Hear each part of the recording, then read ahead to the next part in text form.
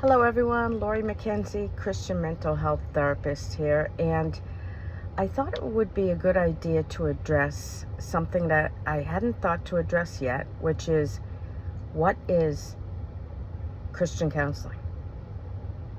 What is counseling in a Christian perspective?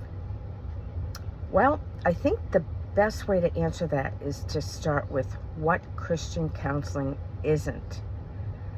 And the lines can get a little blurred. I think it's really important, as a professional myself for many years and a believer for many years, I think it's really important that people don't mistake Christian counseling or seeing a Christian professional therapist as ever a substitute for the things that the church is called to do.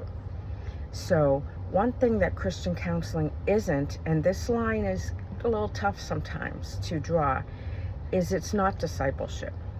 It isn't discipleship. This is a professional client relationship, and you want to have specific goals.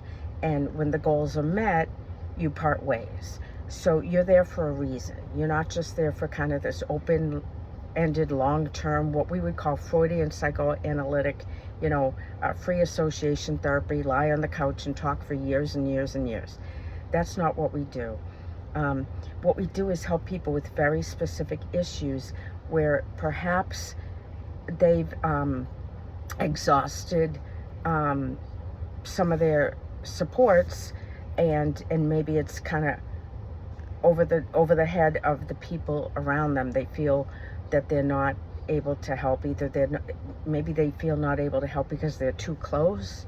They have too close a relationship to be objective.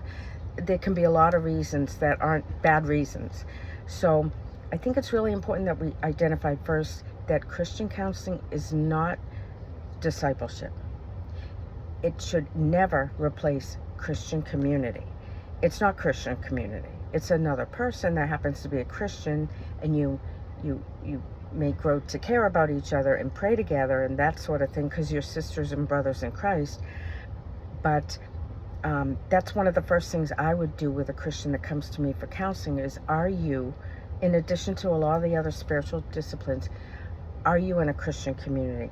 Maybe it's not a church in the traditional sense or in our modern day sense, but are you communing with other Christians where you're bearing one another's burdens, where when they have a burden, you can be there for them. And right now, maybe you have a burden, they can be there for you. So I think there are many times where Christians can get their mental health needs met in their Christian community when their issues are mild or temporary.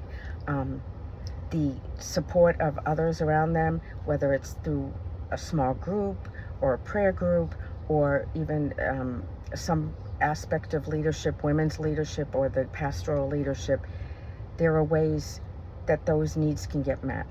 And I think the role of a therapist is when it exceeds what those folks can do, what they're either qualified to do, comfortable doing, or maybe their own boundaries around, like I said, being too close.